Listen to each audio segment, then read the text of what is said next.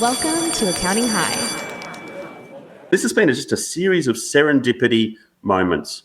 I just feel like the accidental accountant in a way. For the accounting profession is we need to try and discern who's who in the zoo here. We need to know which game we're playing. There'll always be finite and infinite game players. So how do we know which ones are which? How do we know out of our client base, the firms we're working with?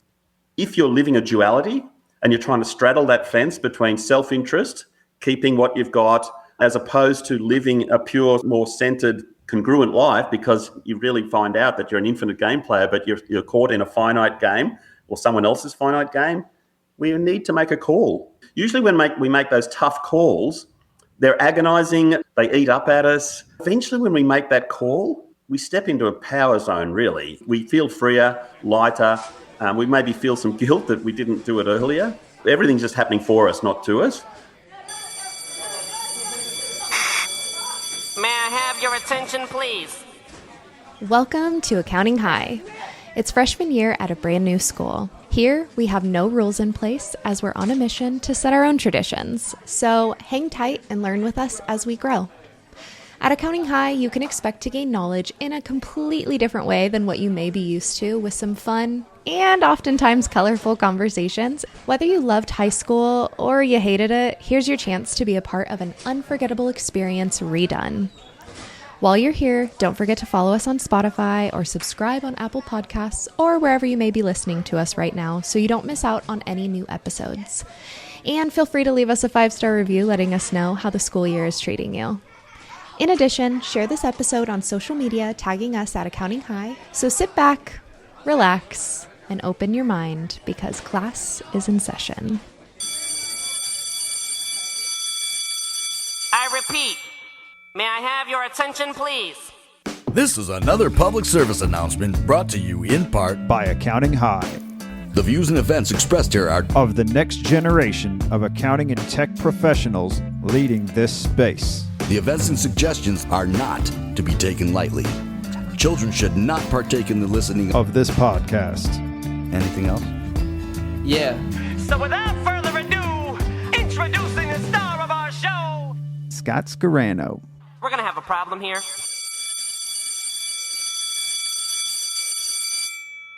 This is Accounting High, and we've got a new guest from on the other side of the globe.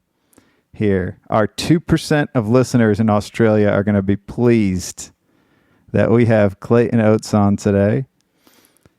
Clayton Oates is recognized as a respected member of the accounting, bookkeeping, and tech community, international accounting, bookkeeping, and tech community. He's well known in the United States.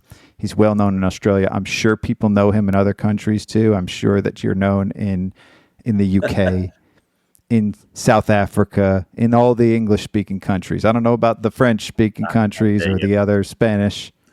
Not that I'm aware of. But the English speakers. Clayton, thank you for making the time. Hey, Scott, great to see you, mate. It's always fantastic to catch up. And yeah, just in the future here, just fractionally, really, but 18 hours, I think, for you guys. So hopefully I can impart or bring the almanac and see what we can work out. The almanac. Oh man, you're so youthful. You're so youthful. Clayton, how old are you at this point? You've been in the game for a while now. I was chatting to someone yesterday that he said, Clayton, you've been around this profession for 5 decades. Well, yeah, I suppose technically, yes, started out in the 80s. So, whoa, I'm 53, I think, but life 6.0 or 5.3 or whatever we want to call it. So I'm glad just to be upright each day and still kicking. So it's good. You know what, though? Age is a mindset. Totally. And if you allow it to define you, then, it is what it is. But you're not that old. I mean, you're in your 50s. You still got a long runway left. One day at a time, isn't it, really? Which is, appreciate that. So I guess let's start sort of at the beginning, right? Like, how did you get involved in this accounting space? How did that start? Yeah, that started out in my teenage years.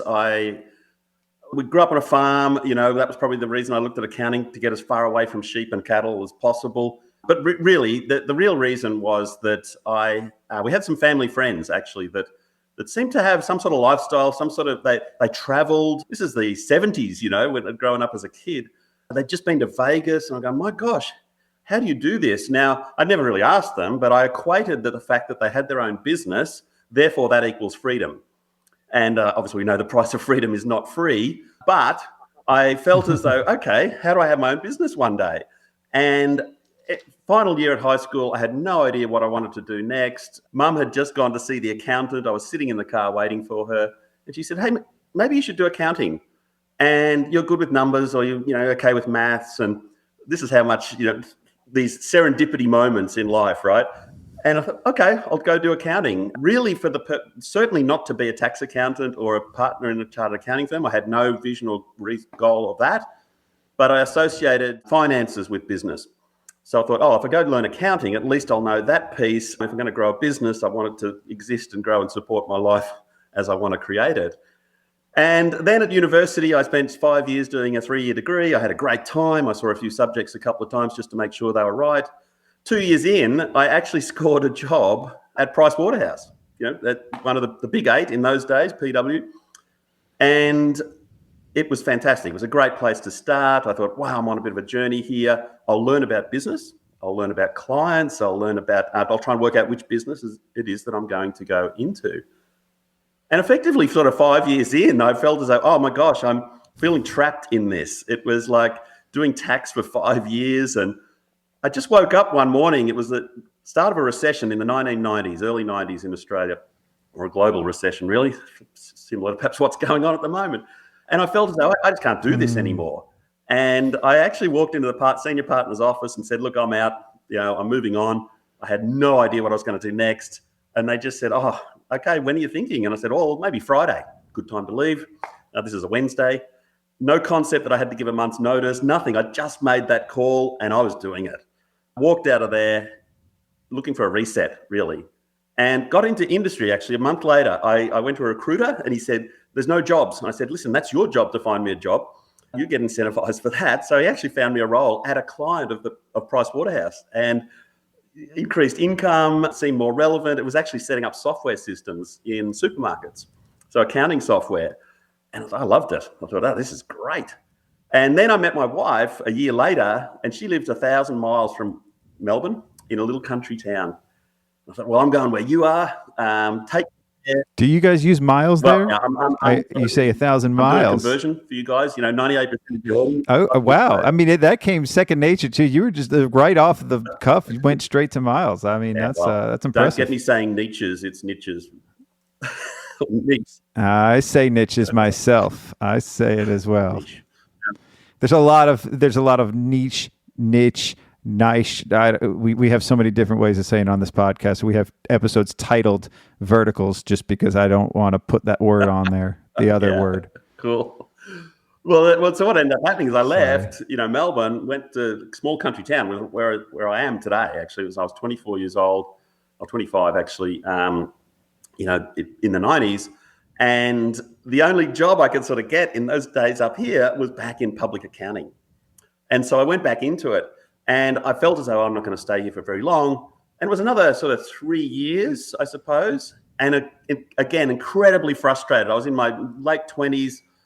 I wanted my own business. I didn't want to be a partner in a chartered accounting firm. I just didn't like the view of the lifestyle that was being created there. It was sure. No disrespect to anyone who, and I've since learned that you can have a fantastic life by giving and serving to others through the accounting profession. But it is like everybody's built for something different. I'm learning that myself along the way. No judgment there. And so I got to the point where I felt frustrated enough. I felt mad enough with myself that I hadn't made a decision to actually go and create and start my own business. And a client actually asked me to become a financial controller for his growing business. He was someone I admired and respected. He was like a mentor to me. I just loved going out there and seeing him, doing the work. I was charging him, but I felt like I was receiving the most. And I went back to the firm and they said, oh, no, don't. What could we do to make you stay? And this was 1995. And I said, listen, why don't we set up an accounting software advisory business together? We need to be proactive in training and supporting clients on using accounting tech because we've moved from manual and we're starting to see desktop starting to really happen. And I felt as though this could be a way I could have my own business without giving up all the career capital that I'd created really through 8 or 9 years. Yeah. And they said, yeah, let's do that. That sounds great. I had no idea how that would be funded. I thought they were just going to throw a bucket of money at me. I was like, hey, is this VC round or what is this? And then they said, no, you need to work that out. I said, well, I need at least 2 team members. I want to create a business that actually works without me. And they said, great, work it out. I said, oh, okay. So what I did is went and packaged our annual services that I was articulating to these clients. And I built a subscription model where they could actually sign up for that. We went and marketed and promoted and ran events. And we had 100 clients sign up to that, which helped me fund the first 2 employees of the business. And that was 1995. So then what happened was I actually started it without any equity. And then 2 years later, I bought in half the business that I'd created. So as intra-preneur, I suppose, is a term that people can start to use these days, which was totally fine. Intrapreneur? Actually, Rory mentioned that to me this week. I've gone, wow, yeah, okay, intrapreneur, I love that. You're in a firm. How can you? I hadn't heard that one yet. That's it. Yeah. So I thought, this is cool. That is exactly what happened. I was looking for a way, and any of us in a firm, if you're feeling a little frustrated or whatever, go and create something, perhaps with the firm. Ideally, if you could, you're not going to give up the career capital if you've got a great relationship there, and bring something new. That's what an entrepreneur does, create something out of nothing really in terms of actually creating value. And so we did that. We went and set up accounting software solutions for small to medium-sized clients, brought hundreds of clients into the firm really over a number of years.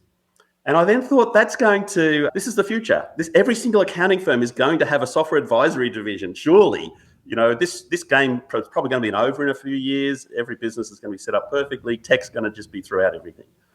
And here we are 25 years later, still sort of at the start in some respects around that. And we got bought out by in some respects. Some countries are further along than others. Totally, yeah. Well, some have had more pain and more desire too, so to actually make change and in more commitment in that area as well. But then we got bought out by a public accounting firm. So just to wrap out the story really is that a public company bought 70 accounting firms, of which our firm was one, or the firm that I was joint venture or co-owners with the QA business. And I thought, great, you guys have just bought 70 of the top regional and suburban-based accounting firms in Australia and New Zealand. Let's go and set up accounting tech as a division of every one of those firms. And they said, no, we don't think accounting tech's a thing. It's all about wealth management and financial planning. And fortunately, then I was able to sort of buy the other half of the business out at that time, pretty generous rate. And we've been independent for the last 26 years, setting up, training, supporting small businesses, and then accountants and bookkeepers actually in utilising tech in their firms to ultimately help create a better life for everyone.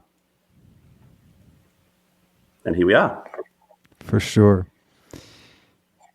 So the few things I noticed, at least in your journey, is very similar. I mean, you wanted to be an entrepreneur. You were looking for freedom, right? Yep. And I think that's what a lot of people, they get stuck and trapped in their business. They get trapped in the day-to-day and they lose their freedom when they become business owners because they're a slave to their ambition. They're a slave to growing the business. They're a slave to their clients, or at least they feel like they're a slave and trapped. That's how I used to feel. So, I mean, I'm just talking from my own experience in an accounting firm, especially when you have tax season, when you're, stuck in that day-to-day grind of I've got to grow. I've got to, I didn't know what I was chasing. And I don't know if I intentionally just did this, but it's like the segue and the transition in my life from a finite mindset to that infinite mindset. And you see how I segued into that because I think we did have a discussion on the infinite game. Shout out to Simon Sinek. I reread that recently. Yeah, I reread that this year. I read it when it first came out too, because I just follow him. Leaders Eat Last, Start with Why. All of everything that Simon Sinek does seems to just speak to me on a different level. Like he's synthesizing a lot of ideas that have already been around and packaging them into something that's very palatable that I could get behind, like all the way. And there's certain people in the industry that are like that, and I feel like there's a lot of that when you're speaking too. So I'm propping you up here with like the Ron Bakers of our industry, of the, of those thought leaders here. But tell me at least what your thoughts were when you transitioned from, you're working for other people, you introverted or intrapreneured your way into business.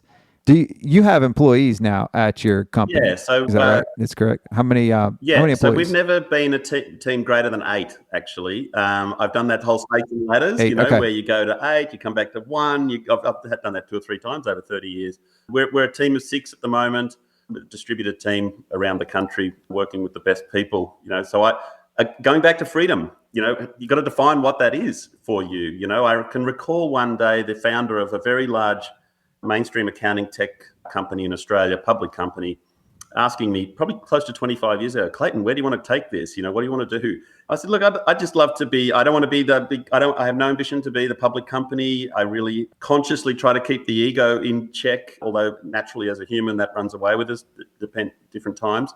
I have to read and reread Ego is the Enemy. Right. That's a book that I recently read, and it's a solid one. Yeah. Well, any of Ryan's stuff is incredible. I mean, man, what a guy, Obstacle is the Way, the Daily Stoic, all of that. Stillness is key. Yep. Those are the greatest hits. Those are the 3 punches in the gut that like they both take you to a different place and they change your mindset on a lot of things. Yeah. He's great. So it's that, you've sort of got to work out, well, what does freedom mean to you? I know from an, accounting sort of or a business mindset, we tend to think that is all about a financial piece. It's all about having more. One of the keys I think I've found over the time is knowing what is enough as well, and living in the moment, more present. It's when we get ahead of ourselves. And that's not to say we don't set goals and have dreams and so forth, but sometimes we can be just way beyond where we are and we're living out there instead of actually living and staying present. And I know that sounds like a bit of a cliche, but it's so true. And when we come back to that mindset, look, business and life is a mindset. We're all living in our own realities, our own bubbles. Gosh, the last 2 years or 4 years have really proven that in lots of areas. It's about beliefs and what we believe to be true, and being congruent, with yourself as well. So, look, business for me was a vehicle to enable choices and freedoms, and freedom was really about peace of mind. It was, and in fact, that's what our support program was called right from the start, and still is today. Our Peace of Mind program. I saw that today. I was looking on the website. I loved that as the option of one of the services. It just spoke to me. And when you're working with small businesses, and we are one, it's just keeping it real, isn't it? And not getting too far ahead of ourselves. And we've been in a profession industry that's been bombarded with future postulating, and spin around the future and all of this, and trying to get us out there to really probably disrupt our present and our center. And a lot of people have done a pretty good job of doing that to us. So it's probably up to us to reclaim the moment and reclaim the present in a lot of respects as well, is why those things speak to us, I think, as people. But you touched on the finite and infinite game.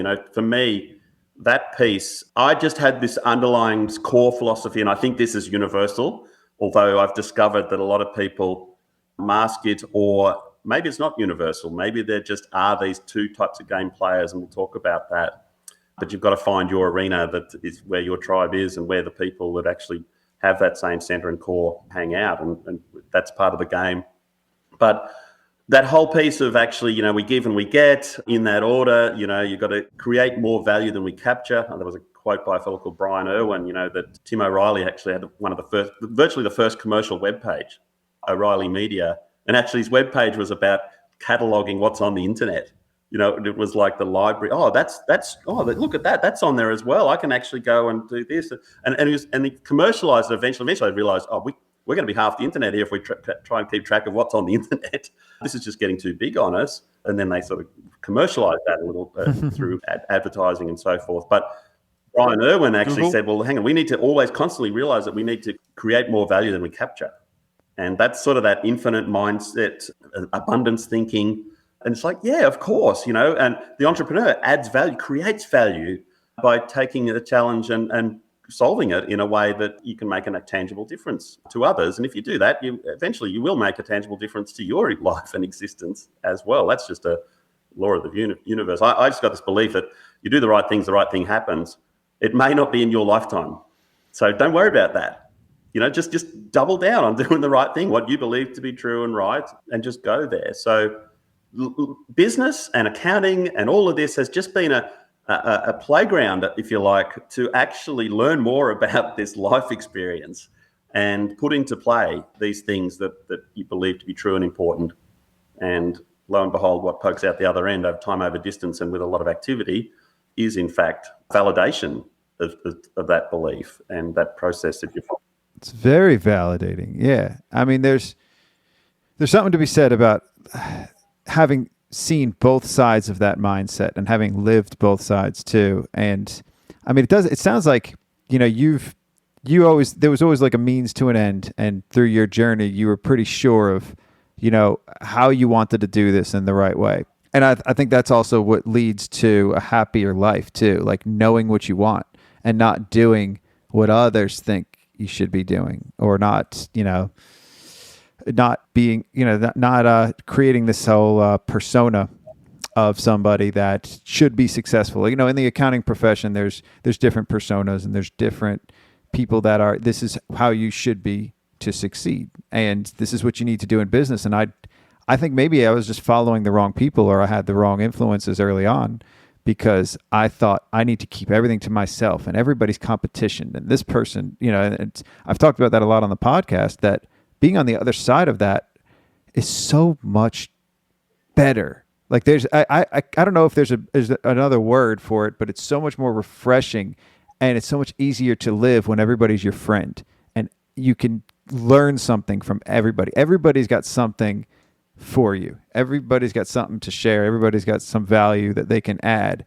and everybody has their own, purpose here. And it used to, like, I guess in my mind, it used to be, very much when he's comparing Microsoft and Apple early in the book, and he does that throughout, like, I think I always identified and I loved things about Apple, but I don't think I embodied their mindset and how they ran as a company. I think I'm on the other side of that now, and I'm seeing that, but it was always like, you just see this as like, I want to be the best. How do I become the best? And everybody else, I know I was at the peak of Mount Stupid early days too. And it was a journey to right? Like it was a journey to get to the other side of that. And then you had to travel through that valley of despair to be in what I'm calling is like the plateau of peace. Almost like that's what I think I'm leveled off at. I'm pretty good there. But with that, you're focused more on your systems and improving on yourself. And I don't know, like I feel like that's kind of what you're doing. That's like your journey that you're on. Are you marching towards something? Yeah, marching towards right now. I think that's how I feel about this in terms of, it's interesting to talk about these peaks and troughs and valleys, and Sure. That's actually part of the life experience, isn't it? There's a great book, actually, The Second Mountain by David Brooks. Hugh Jackman, actually. I love that book. I brought that book up on our second episode. It's awesome that you just said it. I brought that up to Liz Mason, actually, because she's got High Rock, and I asked her what's her next journey. Like, what mountain is she climbing now? And I was trying to bring up The Second Mountain. So, yeah, keep going. That's awesome. Well, you're spot on. Yeah. It's meant a lot to me, because we're going to have, look, we set out on a journey, and we think this is the mountain we want to climb, and when I get X and Y and Z, it's going to happen. We've got this formula that we believe is going to be just an outcome based, and that's it. And when I get that, I'll have this, and I'll feel this, and so forth. And beyond that, and it may be perceived to be incredible success from an outside lens looking in, but you feel like, is this all there is? Is this like, what the heck? Is it the next one that I need to climb that I'll feel in a certain way? And highly likely you'll have this valley beyond that mountain, even if, and I know this was my case, I felt as though, oh, wow, those goals and dreams actually came true. And then it's like life just gives you a sort of an uppercut and says, hey, hang on, there's this journey that you're on here, and you end up in this deep, deep valley, which is actually part of, it's happening for you, not to you. And I know Tony Robbins talks about this as well. Life's happening for you, not to you. Look at the learning from it. Look at the I said that to my son today. I told him that today. We went to the library. But it's exactly what I said to him today. I didn't quote Tony Robbins, but I said, this is for you. This isn't it's hard for kids to get that though, but it was hard for me to get that. It was really hard for me to get that most of my life. Yeah. And look, and then, beyond that valley, there's another mountain, but it's not the mountain you've just climbed, so it's a different thing. Look, people would say an awakening, an awareness, a consciousness, whatever sort of a piece you want to put on that, enlightenment, all those sorts of things actually, I think, play out in here. And so, coming back to sort of building and creating a business, just probably that initial mindset is, certainly building a business with a system that can sort of free you up in terms of physical effort and has some sort of continuity and sustainability to it is critical as well. The E-Myth, Michael Gerber, was sort of that bedrock book, I suppose, for me, that was like, hang on, I'm building a business with a system, so I need to invest in the systems to actually give me leverage. And thinking that, I just wanted income and time was going to be the answer. Actually, when you do have income and time, it's like, that's when the real challenge starts, actually, because you've got all this time and space to yourself. And you will either tear yourself down or you'll work out ways to sort of rebuild yourself back up. So a lot of it's numbing, I think. Business can be a numbing mechanism. It's like, we're wearing masks, but we also have this addiction to continued expansion, continued growth, and growth for the sake of just growth itself without actually thinking, well, growth, what does growth equal? Does it equal serving more people? What if you're just an incredible bookkeeper, a great accountant? Why hide your talents? There's a way to actually share that with more people. Look what the internet's done, one to many. You're doing this through your podcasts, and actually you're touching people's lives through what you're doing and who you're bringing on and your insights to your life and journey. You're setting that out, more than you'll connect with more people than you ever knew, than you will ever know through just this medium. So, you're actually a living example of that, of creating and actually giving and sharing just through this small piece of what you're doing. So, yeah, I think that's, the great thing about business or the accounting profession. Here's me thinking, I just want to get out of it. In fact, what it's done to me, and this has been just a series of serendipity moments. I just feel like the accidental accountant in a way. I still hold my accounting qualifications and so forth, but I'm not the accountant. I'm not the bookkeeper. I set up and support small businesses and bookkeepers and accountants in those systems. But pivotal to that, and if I don't mind segueing just a little bit is the partnership with tech vendors. I started out QA to actually support small to medium-sized businesses, and it's evolved more to accountants and bookkeepers as well. But pivotal to that is we needed to have great partnership, which I wanted to feel as though it was a lifelong partnership, but we're in this for life. We're sort of lifers in what we're doing. Not that you stay in this game forever, but you've got a lifelong forever mindset. And that is the infinite game mindset. And whereas, and just for people that aren't aware, infinite finite games, go read the book, right? Totally immerse yourself. That is a workbook that's to be studied, The Infinite Game with Simon Sinek. But even before that, James Cass actually wrote a book in the 80s called Finite and Infinite Games. And when he references that. Yeah, and I'd read that many years ago before Simon had written his book. I thought, and the reason I read it is because Mark Andreessen from Andreessen Horowitz, who created Netscape, I saw him at a conference in San Jose, and he spoke about that. He was asked the question, how do you work out who to back, as far as tech founders? He said, well, first of all, we want to work out which game are they playing? And I'm sitting there thinking, oh, hang on, what's he talking about? And he referenced James Cass's book, Finite and Infinite Games. And I thought that was like a aha, grab the pebble moment for me. It's like, ooh, hang on, he's just dropped a pebble here. I just need to go and pick that up and go deeper with it.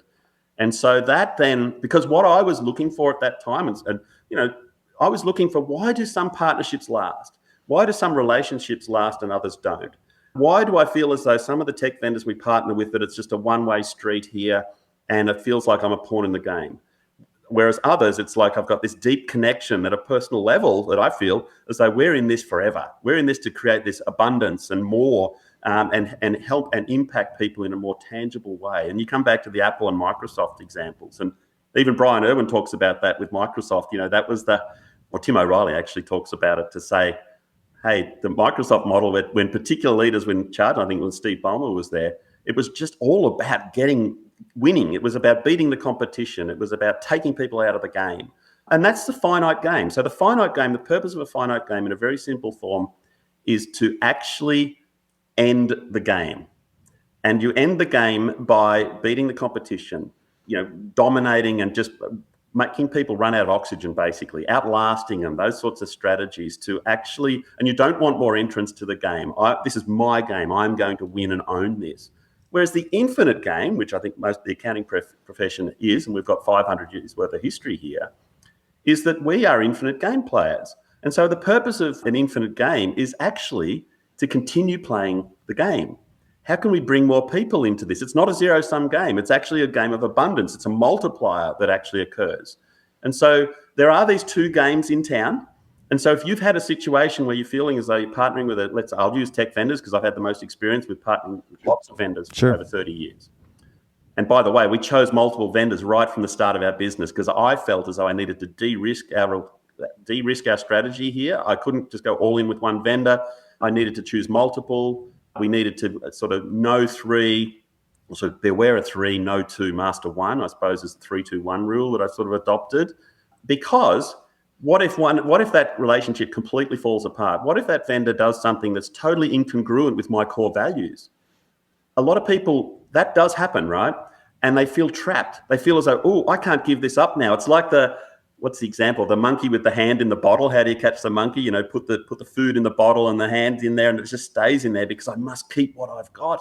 It doesn't let go, yeah. And it's like, whoa, hang on. But if you've got several bottles going on here, it's like, I can just go back over there. It's like putting all of our thinking that I just need to. It's like a scarcity versus abundant. Yeah. And we tend to just hang on to that little piece that we've got, that little morsel that's been chucked at us to live a settled for life, as opposed to that whole playground over there of abundance and infinite sort of game players. And it's not just being in the infinite game ourselves, it's actually what we benefit from being in with our people, the tribe that's like, whoa, that energy that I feel and get, and live events are a bit like that for me, although we push it pretty hard and I'm getting older, but it's just that feeling of like, wow, I'm connected here with people that actually get it and we're on the same game. And I don't care if that finite game's happening over there. Good luck to them. That's their thing. That's their shtick. I'm actually want to make sure that I've gone through the right turnstile to the right. Well, when they're done, you'll still be playing. Yeah. And in fairness to them, and it is a bit of an us and them, and we need to understand that's their deal. They want to finish that game. Now, I don't know if people ever transition from being a finite game player to being an infinite game player. I know so maybe these two games just naturally exist. I'm saying that I transitioned. Like I think that I was playing a finite game with my life, with myself. Like I had to get to this next one, to do this, and it was always about reaching an end. And now it's a marathon.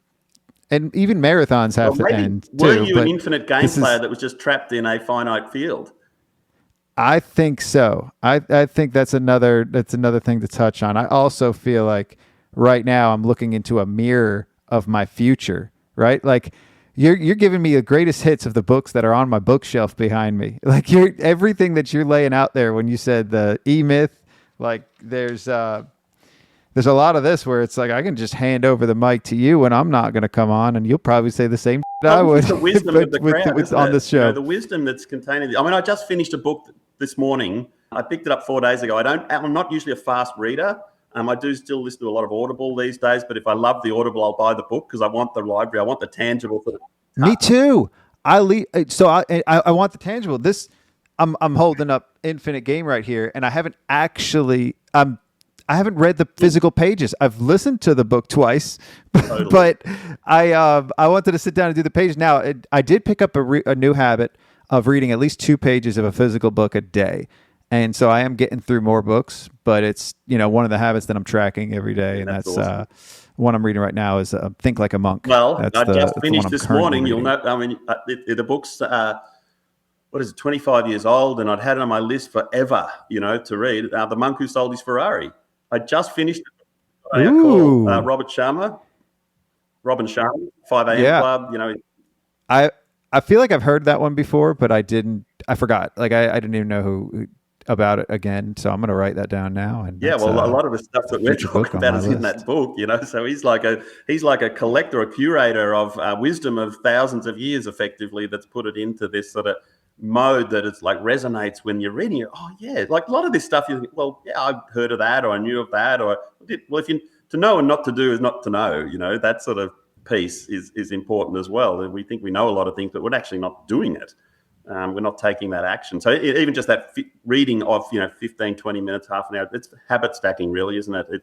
You're not trying to get rid of the old habit. You're not breaking the old habit. You're actually creating new ones, and the old one soon sort of falls away in the distance. There's a lot of power in habits. I just yesterday released the Atomic Habits for Accountants. Sorry, there is one. There is one now because I just released it yesterday. It's a book. It's not a book. It's a podcast. It's just a series that Twyla and I are doing. That. So you'll like this because all the books that we're doing, we've already mentioned most of them. So we did that Atomic Habits. That's a 3-part series instead. That's a 3-part production instead of just one. And then we did Ego is the Enemy, Infinite Game. And I think I'm going to take some clips from this and put it in the Infinite Game episode too. I think I'm going to switch it up a little bit. We're doing the Atlas of the Heart, and there's a few that I'm pretty sure we're going to do an Adam Grant, either originals or Think Again. I liked Think Again. That's his newest. That's a great one.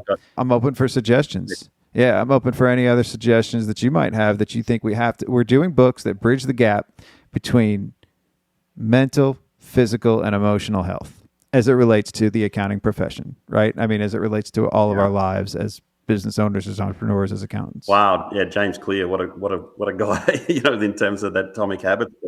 I call him the habit god. That's what incredible. I mean, I've sort of then gone a little deeper and further back, and I know through, I suppose, Tim Ferris with his, just digging into the Stoic philosophy piece, which is where a lot of Ryan Holiday stuff sort of then really gives us practical use case stuff to apply. Absolutely. And even back to, Letters from a Stoic by Seneca and Marcus Aurelius Meditations and Epictetus and, those sorts of foundational books that a lot of these guys reference to, and these were written thousands of years ago. It's like, oh my gosh. One of the phrases I always used in lots of presentations that I do is success is when opportunity meets preparedness, and I mean, written in Seneca's Letters from a Stoic is that phrase that was written in the 1st century. Or luck is when opportunity meets preparedness. And here I'm thinking it was a new age sort of, how to get more out of life type quote. I mean, yeah, it is, but it actually was written more than 2,000 years ago. And here's the book that references it.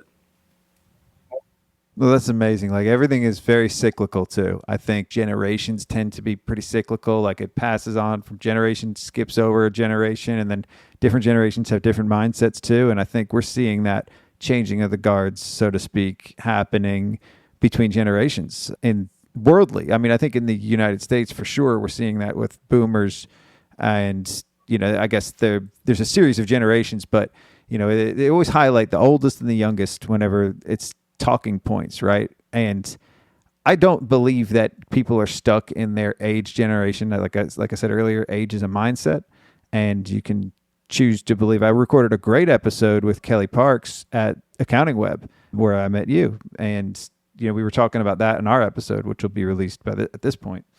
But there's that whole infinite game mindset of generation. Like we're changing this not for this quarter, not for this fiscal. We're making this change for this generation and the next generation. Like this is why we're doing it. Like you said, like when I'm done, it's for the next person. Even if you don't see it in your lifetime, the change is being pressed against, and we're all pushing this boulder up the hill. I feel like Sisyphus sometimes with the accounting industry, because once you try to move it forward a bit, it falls down again. Like now they're talking about CAS 2.0, and like, they're just driving a lot of these things that a lot of it is just I don't know what it is. It's a bunch of fluff, or a bunch of like finite ways of thinking. And we're getting, like, to a degree, a lot of the publications and everything that's being pushed to us, I don't necessarily agree with. And I don't know how to speak out on that because I don't really no, I don't think it's my place to say that you should be doing, like you said, like I think that we're always going to have this world of two different mindsets at play. And whether you're a finite player or an infinite player, we can all get along. We can all Totally. And that's the, I don't think the finite players get along with us, though. I don't think they choose to get along with us. They don't like us. I think that's the thing that I've sort of had some epiphany or realization around, is that instead of trying to change their game and change the rules of their game, get in your game, And so the thing there is it's clean air. And I think the word earlier that sort of came to me was when we're talking about clean air. Is just, you just feel lighter. You just feel a lot lighter. And you, look, many of us will know times when we felt like this and couldn't quite articulate, well, what's the recipe for that? But it's highly likely that I suppose why I was looking at finite and infinite games, for me, it actually created a lens to look through as to bring some reasoning as to why have these things fallen apart in the past. And for us, we've always dealt with multiple vendors, as I said. If one of them sort of performs some sort of act or it comes a realization to us that, oh my gosh, they're actually in it.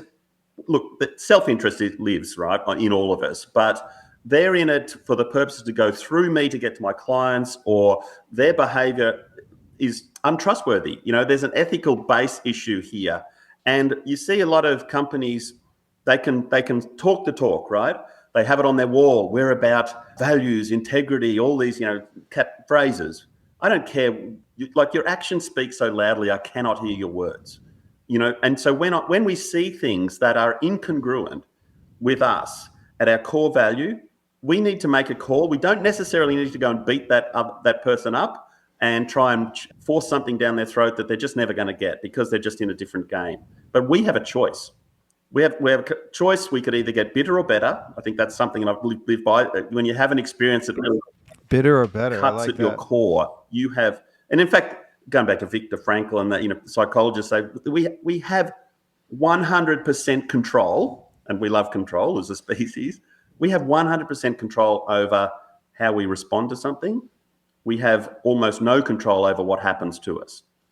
And so we can choose to respond, not necessarily react, but respond to any situation that occurs to us. And even going back to Marcus Aurelius, 2,000 years ago, nothing is either good nor bad except our thinking makes it so.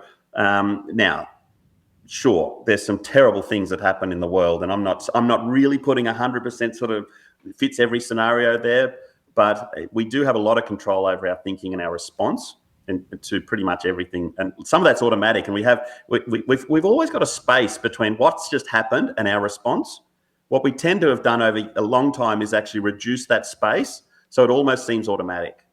And one of the keys is to expand the space, between an action or something that's occurred and our actual response to it. And now the natural response is to get very defensive when something happens to you that's unmet expectations or misaligned with us as our core value.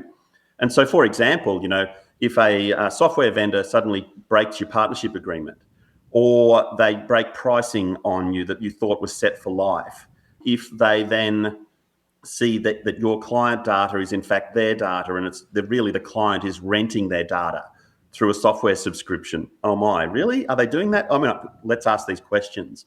If you see a situation where you've brought something up and you've then been gaslighted because that document or that video has been removed from the internet by a software vendor that actually validates and vindicates what you're trying to bring to their attention. Every single one of those, your client base that you've built, let's say you're recommending software and you're selling software to a client, that vendor turns around and takes your entire client base and gives it to a competitor to you because they no longer want to partner with you. Every single one of those things has actually happened, right? And it's actually happened to us in the last 20 years. So I see a lot of people get incredibly bitter. They pivot. They go, all right, and nothing wrong with pivoting, but they say, oh, that vendor doesn't love me anymore. This one does. And so, okay, that may be the case, but be conscious. Are you going into another finite game, or are you entering the arena of the infinite game players? Now, I'm not lumping all vendors in one game here. They're the same as everyone else. Some will play the finite game, and it's about winning and control and dominance and going through the profession to actually get a transaction occurring. and others will be relationship-based. Forever mindset. How can we make this better? How can we create something that was never created before? Think of like an Apple, a Steve Jobs sort of mindset, as opposed to a Steve Ballmer or even maybe Gates early on. He's certainly reputedly, I don't know him, but reputedly to be a very tough person to deal with and very centric on winning. So instead of creating value, bringing more value to the world that didn't exist before. So we have those choices. One of the things I think at the moment for the accounting profession is we need to try and discern who's playing which game. We need to know which game we're playing, so we've got alignment there. And I think the reality is there'll always be finite and infinite game players. So how do we know which ones are which? How do we know out of our client base? How do we know out of the firms we're working with? Should we move firms because that firm is a finite game player, but there are an infinite game players out there? Because the reality is, if you're living a duality and you're trying to straddle that fence between self-interest, keeping what you've got, as opposed to living a pure sort of more centered, congruent life, because you really find out that you're an infinite game player, but you're caught in a finite game or someone else's finite game, we need to make a call eventually. And usually when we make those tough calls, they're agonizing. Sometimes we defer them for years. They eat up at us. But eventually when we make that call, we step into a power zone, really. We feel freer, lighter. We maybe feel some guilt that we didn't do it earlier. But I think everything sort of happens everything's just happening for us, not to us. So I think we're right at that moment, at this juncture where a lot of what's happened over 30 years, I see the same thing happening again. It's like, there's another one of those. It's a bit like business cycles. So how can we break that cycle? We're either part of the solution or part of the problem. I think just doing what you're doing, we're talking about it. We're starting there, right? We're bringing awareness, because there are a lot of people that feel as though, particularly in the accounting profession or bookkeeping profession, I hear them, there's a lot of solopreneurs, a lot of small business operators that just feel like a pawn in the game. I have no control. I have no influence over what's being dealt to me. So how could it's almost like a divide and conquer that's happened in the software space. I've seen large-scale tech vendors basically build a channel, and there's nothing wrong with being a channel to market unless you don't know that you are, because one day you'll wake up and realize, oh, hang on, I was a transactional channel piece here that was created by someone else. Or is this pure partnership? Is this relationship-based? Is this abundance thinking? Is this actually based on innovation and bringing something to a community, being our small business owners and operators that never exist before? Are we part of a brighter future, or are we just trying to carve out and get our piece of this pie that has an endpoint and a zero-sum game associated with it? So I think as a profession... No pun intended, zero sum. No pun intended, zero sum, because I was just about to say zero changed my life, because I feel like they have embodied that and taught that, and it bled into me through a lot of my connections through Zero. I always attribute Zero to this podcast too, and I indirectly definitely think that they were involved in that part of my mind. Well, that's interesting to say that. I think for me, I got to 2010, having been in this profession and industry for 15 years or so before then. I'd seen this in the 90s. I'd seen multiple vendors, particularly in our country. We've been blessed with having a multiple vendor community at a high level that no one really sort of owns the lot, or feels that Sure. Well, in the U.S., we have an owner. We have an owner. Well, every in the country US, eventually did. Like in Australia, we had MYB as it became the incumbent, in the early 2000s, mid 2000s. So I'd seen this at the beginning where we partnered with a vendor who I felt as though we're going to be in it for life. 28 years later, one of those companies the vendor is called Reckon, who were the distributor for QuickBooks. And that exists today, that partnership. They're no longer a distributor of the QuickBooks product range. But what was happening in 2010, I felt as though we were entering a really messy space, 2009, 2010. And I was really nearly ready to get out of the profession. I felt as though, oh gosh, we're just ending up in transactions here. There's no real care and community. The community's been decimated by poor behaviour, like by large tech vendors.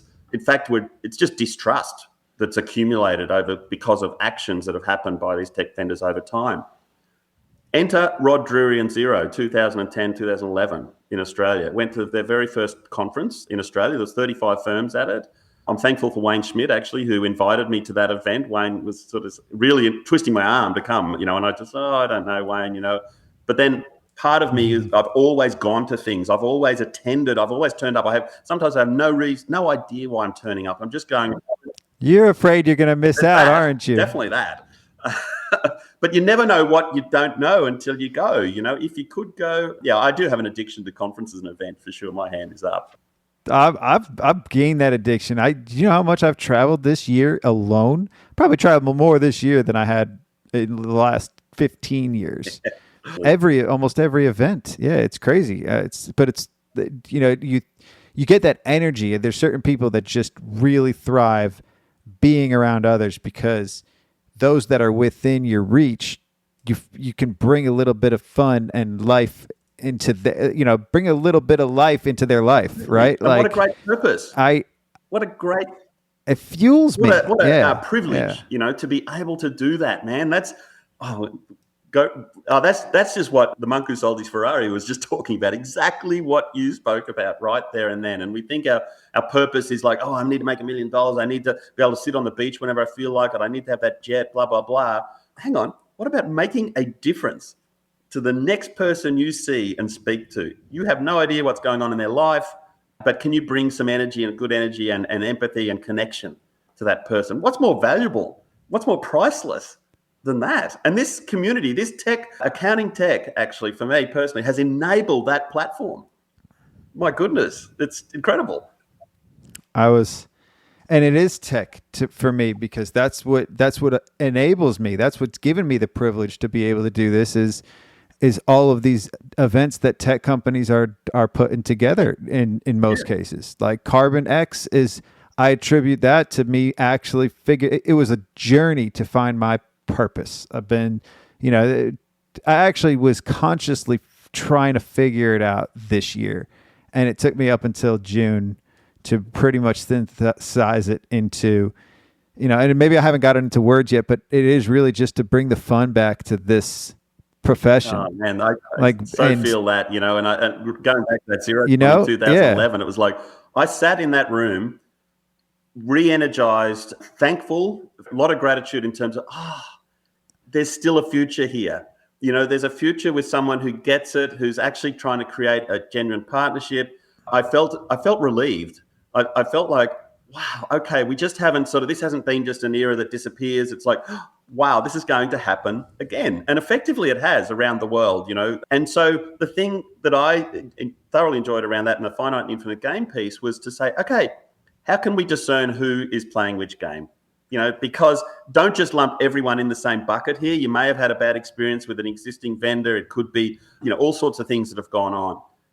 Don't go down the bitter path. Try and get better. Search for those, because there's always going to be other founders, creators that just want to play that infinite game. They understand it, but they're in amongst the same bucket. We've put everyone in the same bucket. We need to have these two arenas. We do, yeah. We need to discern. So what are the signs? What are the questions you can ask yourself? What are the questions you can ask them to determine or put your own prescriptive measure on them as a vendor or as a partner or as an employee or as a person? How can you tell if somebody's playing that finite game? Yeah, it's a great question. And I'm still working on is there the definitive checklist on this? Now, when I went back, that would be dope if there was. Maybe we should put one together. That's part of it. Stay tuned. That's when I first started QA business and we interviewed multiple vendors, I said to the firm, listen, we need multiple vendors here because we're actually going to commit to creating a business that serves small to medium and size businesses, and people aren't, one piece of software isn't going to solve every challenge for every business in this space. And obviously some will need to move on to ERP or large enterprise type software, which we weren't going to play in that space. The partners sort of initially said, you need to go and partner. They didn't say need to. They said, perhaps partner with the biggest who's got the biggest market share because that's where the clients are. And my immediate pushback on that was, hang on, that might be at the moment. The world changes pretty quickly in tech. Even in the 90s, we could see that was the case. There was around 50 vendors. So I had to work out who's who in the zoo here in accounting software. There's not a... Who's who in the zoo? And what do they do? So I need to ask questions that could give me some comfort that I've done my due diligence in terms of what is the outcome that I want here. I want to know that I'm going to partner with someone who's going to back me up so I can back my client up. This is a back-to-back relationship. How long have I got the client for? Hopefully forever. Subject to the client prerogative of moving on, but also subject to our prerogative of moving a client on if there's misaligned values, which we've done numerous times. Then I had to actually work out who would allow me to participate in the feedback loop in a way that, not allow, but embrace the feedback loop. Genuinely open and hearing, what do we need to do? How can we be better? How can we partner better with you? Because we want to actually work with you to actually help and make tangible difference in the lives of the small business community. I then interviewed existing partners. I wanted to find out from my peers, what was that relationship like? How's it going? Is it just all lip service, or is it actually, do you feel as though there's this genuine partnership there? So unbeknownst, as a 26-year-old, I was trying to just work out which game people were playing, because I had this view that I'm in this forever, in terms of a forever mindset. Not that you stay in business forever necessarily. You may sell it. Or move on. That's not a problem. Infinite game players do transact. They do sell their businesses and they do actually exit. That's okay, but it's the forever mindset that stays. So I wanted to also find and meet Permanence. What was that? A permanence. Yeah, permanence. A centeredness, of putting solid ground under something where, perhaps solid ground wasn't. So I wanted to try and at least meet or know as much as I could about the founder, about who's actually creating this. Why did they create it? Not just what they're putting on their website or putting in their marketing literature. I say that all the time. I say the only time I decide if I'm going to work with a vendor is through the leadership and the founders. That's how I decide. I don't give a what they can and can't do, what the product does, if it has these features or not. It's the leadership. And on the product piece, is it a good product getting better? Have they got capacity to and commitment to the Kaizen model of continual improvement, like we're all trying to do as people. I feel this way about Carbon. I know I just brought them up, but I bring that up again because I always use them as the example. Like I look to their leadership and the way that they operate, and I say that's a model for how a lot of companies should be. They're pretty spot on. I know they people off with their roadmaps, but I love the fact that they do that. I think it's encouraging to see where they're going to be and to see their vision change over time. Yeah, and it's important for us as accounting professionals to choose this partnership. This is a choice, right? That we actually have empathy and understanding for the vendor. Sometimes it's a choice. I got another big thing to bring up, but I'm going to let you keep going. Yeah. Sometimes it's not a choice. Well, I think the thing too on this is that, we actually, where was I going with that? I mean, look, ultimately, this is what we need to have confidence and strength to actually, and fortitude, guts really, to actually make calls when they're the right one. So if, for example, and we've done this, and I know many other people have done it, if we feel as though this vendor relationship is not an infinite game, and we're the infinite game player, if they're playing a finite game, and they've clearly demonstrated that through some action that's incongruent at a value core level, we kill it. We terminate that relationship on every round. So I got a good one for you. I'm a part of a franchise, and the funny thing about that is, permanence, right? Like I signed that and I find out that it is definitely permanent. It is so infinite in the way that it is. I can never terminate that contract. I can't do it. They won't let me leave. So I'm stuck in perpetuity or purgatory in this franchise, and they are the definition of finite. Every bit of the branding is so finite. Everything, and I didn't know. Like that's what you were kind of saying or kind of hinting at before. It's like an infinite person trapped in a finite. And I've just at this point now, it's just I'm the one who signed the thing 10 years ago, whatever that means, and now I'm like I'm kind of in that purgatory, but at least I'm free in knowing that's how it is. And that's why I do this podcast. That's, partly I got out of the business because I needed to get out of the business and I needed to be able to operate it from outside and not have to be stuck in that day-to-day work. And, getting out of client work was hard. After getting out of that, I was able to give back. And now this is my way of giving back to the profession. But I really had to shed some of my skin there, and they are trying to change, I think, but not really because I'm stuck. Like that's So I don't mean to make this about me or to complain, but it came up, and it's like the synthesis of the definition of a finite mindset that I'm actually stuck in and I can't let go of. Totally. Like for my business, for my livelihood, that's all of my income. I mean, but they're scraping off a lot of my income too for whatever, I don't know what they're providing at this point, but I guess they're trying to provide value. Well, there are, and sorry to hear that, but that there are others in exactly the same position. So it's almost like putting a mirror up to us, like, okay, now what do I do? Now you touched on a couple of things there. One is, and I was just going to round out on the, how do you work out if it's a finite game or not? You've got to read the T's and C's, in terms of the contract. You have to. I never did this. These partner agreements, these software companies. When we go back now, and the other thing you've got also too is now you've got awareness and consciousness, right? So you do have that. You have that awareness now. Now, not saying that that's what you wanted, but where people don't know that that's the finite game, and they're just thinking going along, oh, everyone's playing the same game as me. There's going to be a big whack-a-mole, is it? Where you're going to get belted somewhere down the track. Or the whole thing's just going to capitulate on the terms of the creator of that finite piece that they've signed you in for. So I know there's a buyer beware and everything else around that, but the reality is when we sign our terms and agreements with software vendors, and often that's just through accepting a license agreement, we have some sort of faith that, hey, surely the industry and the profession has sort of worked this through, and I'm a part of it. Why do I need to go through every little fine piece here? I've taken a leap of faith, really. How many of us really read the terms and agreements for Apple, or for anything? Like, here's an update. Read all the. No, none of us. I mean, I think the ones that are doing it. If I look at the accounting profession and the software vendor community, we should be. Yeah. Some of the big firms that announce these big global partnerships, you know them.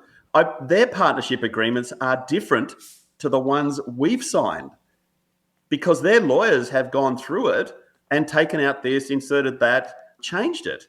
So we're not all signing up for the same thing, actually, which I think our profession, that's a disparity, though. That's kind of like the market as a whole, right? Like buyer beware, but buyer doesn't have time to read all that. We don't have the resources. We're part of a profession and associations as well. We pay memberships to membership organisations that couldn't they do some heavy lifting around this and actually. Don't get me on that because some of them have vested interest, from software vendors where they actually have an income stream to promote these. We're starting to see that too. We're starting to see that more and more, or at least people are starting to throw rocks at that and point it out.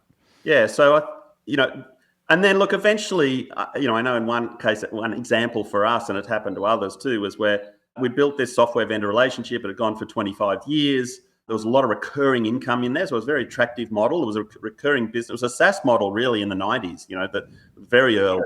It was actually equal. It was greater than our net profit, the income that we were generating from those recurring commissions, and also the services that we ran off the back of that. And eventually, they would, unbeknownst to me, they were selling their business. They wanted to get me and QA out of their partner network for free. And they did give our client list to a competitor. We're in the process of actually selling and transacting on that business for quite a nice multiple revenue multiplier. And they gave it all away. They took it out from under us. And they actually took our client list as well and gave it to this competitor and then sold the business a couple of months later. So I could have then got caught up in the whole legal thing. It was a bitter or better moment, definitely. And, I could have gone down that rabbit hole. But I'm sitting here and I could have got an NDA slapped on me if I went and settled. No, I'm able to talk about this. And the other thing is I've seen, large-scale incumbents. I mean, look, there's some software providers around the world that are actually getting fined by our governments for unconscionable behaviour and deception. I mean, since when was that okay? And since when were we not allowed to talk about that? So that we, as a profession, I believe we should have, and it is up to us to create it. I've been talking about this long enough, but I think we need to actually get together as a community to say, hey, You might dish up a partnership agreement to us that we sort of sign unknowing or without really reading the details and understanding the implications. Sure. I want to give you, before we sign this, our ethical standard agreement.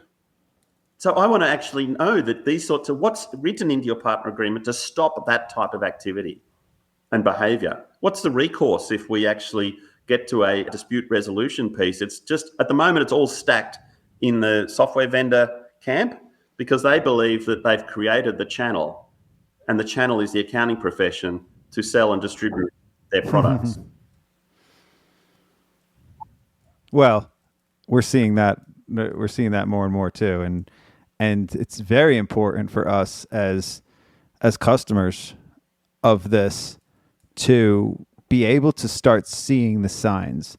And this is a very valuable book. There's a lot of valuable lessons in there. Like when I brought up world's number one, he talks about how the British Airways said we are the best, or we are like, there was one of those examples, but whenever somebody claims to be the best, that's a pure finite way of thinking, because there is no best. There's those ups and downs, there's evolutions, but nobody's ever the best at anything. And that's something that I've talked about a lot. It was the equity. Where was it? I jotted down the note and now I forgot. Bill, I got a fly that flew in my mouth. I got a bunch of flies in my basement today too. I'm not sure what's going on. Hazardous work.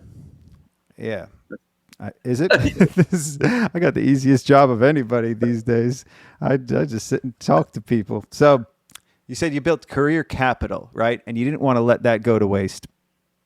And you're bridging the gap between tech and the profession. I usually say tech and tax because there's alliteration there, but it's tech and the profession, or the profession and tech, and you're able to design your life around that, around your best outcomes. So you're forever going to be on that plateau of peace, right? Like that plateau of pleasantry. I'm sort of doing the same thing. I've built a lot of, like, my grandfather had a CPA firm. My dad was a CPA. The name of this show currently, definitely by the time this airs, it's Accounting High, but it was Sons of CPAs. I'm the son of CPA. I lived through that, and I'm surrounded by it. But I'm a creative at heart. Like, I want to do things, I want to create things. And I never felt trapped because I was always, the finite part of me was, this is a means to make money. And I didn't have the passion for the profession, let's say. I do now.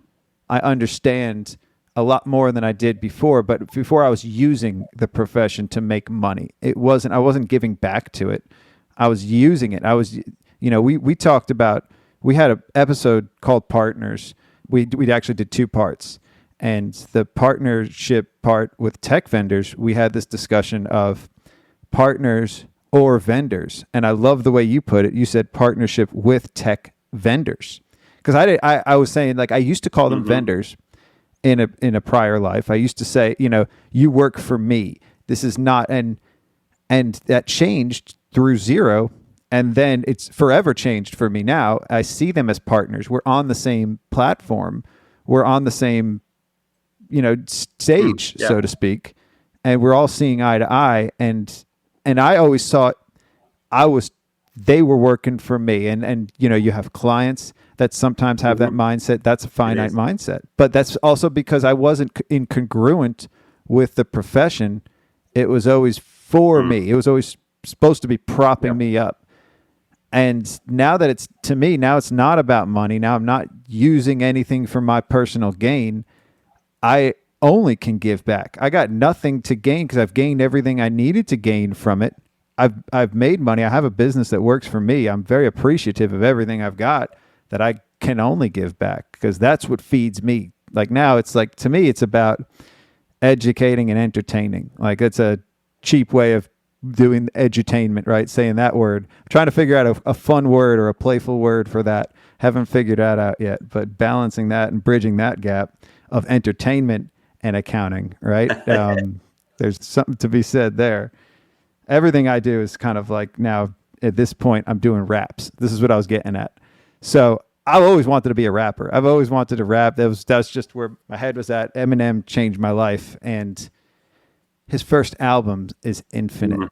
That's the name of his first album, like bridging this whole infinite game mindset. But for me, like now, I've got the career capital. I'm doing a podcast, and now I'm free to write raps, and I'm doing it now. Like, and I think I'm going to call them app raps, right? I did one for Giraffe. Can't leave accounting alone, the game needs me. Planets want strategic tech, it ain't freezy. I did one for another company, yeah, and It's the age of the super app, age of the super app, age of the super app. I'm having a lot of fun with that. So I'm just remaking songs from that I grew up with, like doing parodies of the songs that defined my life. The first one I did was called CP Aliens.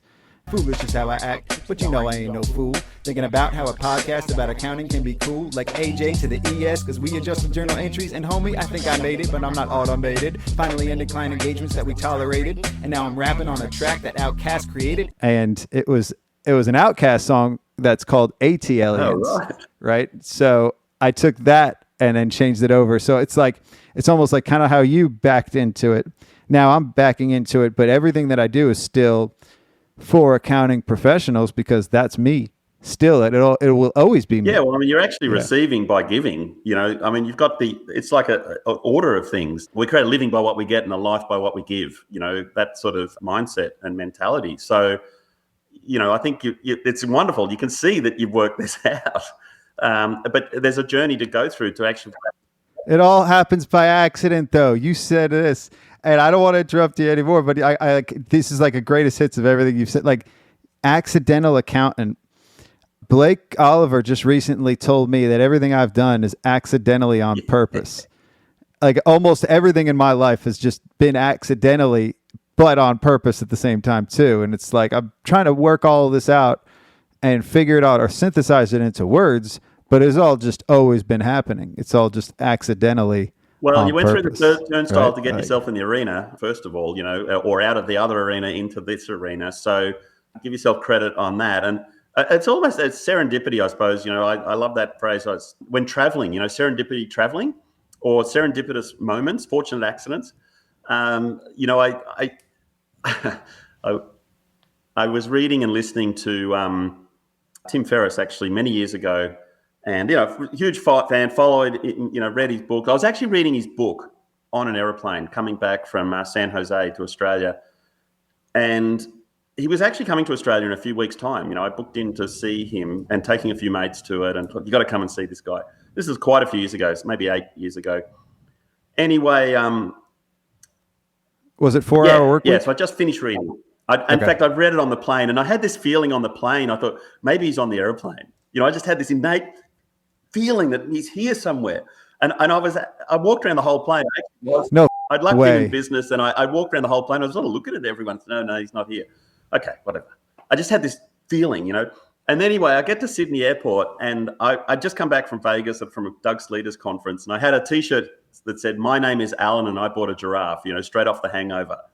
And I get into Sydney Airport with my wife, and I look around we're at the Virgin Lounge, you know, ready to catch the next flight. And everyone's in suits or high-vis wear. They're off to the mines or whatever. And one guy was in a Hootsuite T-shirt. And I said to Jacinta, I think that's Tim Ferris. You know, it's like I was trying to work out, you know, when people think that they've are going to see a Yeti or a Yowie or a abominable snowman, and then everything looks like one. And I'm thinking, I think that's him. And so here I am and I just finished the book. And I'm on Google going past, you know, just trying to work out, is that him or not? And I thought, I'll never know unless I ask, you know. So I walked up to him and said, "Hey, mate, your name's not Tim, is it?" And he said, "It sure is. Tim Ferris." And I said, "You're not going to believe this. I just finished reading your book and I thought I'd meet you." And he's just gone, "Wow, that's so cool. Sit down. Let's have a chat. I'm out here doing a tour. What should I talk about?" And, you know, got the photo and all this sort of stuff. And he wrote in the book. And so, you know, look, and there's countless other stories that I could relate to you around similar. I got one like that. Yeah. It's not even like that, but it's like, I felt like it was similar because I felt like it happened for me, right? Like I don't know what it was that day or something was going on. And I was just like, I think Eminem's going to come out with a new album. And he hadn't come out with an album for a while. And most of his albums before that were that he had a string of, they weren't that great. He was in a bad place. And then I just like, I kind of like felt it. And I looked, I don't know what I did or whatever happened. But that night he came out with a surprise album. Nobody knew it was coming out. He hadn't told anybody. This is no publicity about it. Mum's the word. And it was just out that day. It wasn't like running into him. But then when I started listening to it, it tapped into everything that I had been thinking and feeling for that prior month too. Like the messaging and everything that he was doing was just like synthesizing all of those words too. And I was just like, this happened for me. Obviously it wasn't. And it's one of those things that it's just like, you felt like he was on the plane and you still saw him. Like that was, I mean, that's so crazy, right? Well, like, he also did a podcast. Manifest it, right? Well, he did a podcast with Derek Sivers. I don't know if you know of Derek. He created a business called CD Baby back in the 90s and was an online store for music creators and independent artists. And he sold it, made a lot of money, and he's put all that money back into sort of fostering emerging artists as well. Amazing guy. And Tim Ferris calls him one of his favorite humans, if not his most favorite human. And he's had him on the podcast a few times. But they did an episode where, well, Derek as well did, what are the chances? And it was describing exactly this. And it was just a few years later. What are the chances of actually something happening that you thought about? And this happens all the time to us, doesn't it? In terms of, hey, I was just about to ring you. I just thought of you. And someone messages you. It's like, wow. And sort of describing this thoughts are things and the ether and sort of like, the universe sort of has this pattern that's sort of occurring that we can just tap into from time to time. It's almost like, oh yeah, I'm up here, I'm in that, I'm out of that. I've heard. Enlightened beings. Yeah. So, hey, I have no reason to doubt that because of these moments. And so, Tim Ferris then went on to describe, well, I thought I really wanted to meet Jeff Bezos. And, I sort of dialed it in and thought, I'm going to meet him, one day I'll meet him. Anyway, he was thinking of him, and he was in Lucerne or something, somewhere Switzerland or somewhere in Europe. And he was in his hotel and he was going out for a midnight run. And he was coming down in the elevator and the elevator opens and there's Bezos with his family getting in the elevator. And Tim and Derek are talking. I said, well, what did you do? And Tim just goes, I was so shocked. I did nothing. I couldn't even muster up the words to say hello. And I walked out and they walked in and the elevator went up. And so you got to take your moment too, don't you? As well. So, well, it's, and I think that kind of just and Jeff didn't know who Tim was, right? Like at that point, he had no idea. And that was, and I think those kind of things is just like we're tapping into something, something bigger, and like there's just waves of energy too, right? Like, and you kind of just feel that. Absolutely. This is a lot of like, and maybe we'll all understand this one day. Maybe there'll be like documented reasons for this, and we'll figure that out. But as always, just little seeds, right? Little seeds are being planted and put you to this next thing, and this is why. And subconsciously, we're all being driven in certain directions, and everything that we do is building up towards something else. And every conversation that we have is like, documented in our brains, and we're just, we're all just part of that bigger machine. And that's why also you don't want to fight with reality. You want to fight with everything else. That's kind of what you were saying earlier too. Like we have no control over anything else besides how we react. And Tim was definitely in control of himself in the elevator. He had no idea what to say. And he probably, if he did say something, he might have made a fool of himself, like, and so like, we're in control of how we react to all of the situations. And, the way I react to this whole franchise thing, I try not to pout. I try not to make a mess of it, but also like, this is different for me because this is a big deal and I don't know how to react to it. I don't know what to do about it. Do I got to fight it? Do I got to just deal with it and lay down and just let it all happen? I mean, technically I signed that thing, but the way I react, it's poison to me if I let it get to me, right? Like it's, I could choose to drink the poison or I could choose to, or even not even call it poison, like try to make the best of it too. Yeah, yeah. It's look, I think, and look, I suppose when you start out, we tend to have nothing, right, in terms of what we think we need to hang on to. It's almost like, hey, I've got nothing anyway, so I might as well just go, and be bold and be brave. And then we start to accumulate stuff and also a perception as well, an image that we maybe want consciously or unconsciously crafted. We then feel as though we've got things to lose and things to live up to, which actually creates a bigger challenge for us because we lose a sense of our freedom of choice, or a perception of freedom of choice, really, around that, I think. So it's stepping back into that power zone. And I often talk about, well, what if someone took everything away from you? Well, eventually that's going to happen anyway. We're not here forever, and eventually we're going to go out with nothing. We might perceive and believe that we had something, and except for what we have created is these personal connections. We've brightened up someone's day. We've maybe made an impact. We've listened to someone when they needed someone to talk to. We may have had a word of encouragement. It's those little things, that make the big difference. And we have the ability to do that with our clients every day, irrespective as to whether we feel as though we're stuck in some contract or relationship that actually is. Because if we're inwardly focused, then we're thinking about that. Whereas what can we control? We can control the next conversation we have with someone. We can initiate a conversation. We can initiate caring and empathy. We could bring insights to someone where we feel as though, you know what, surely everyone knows that.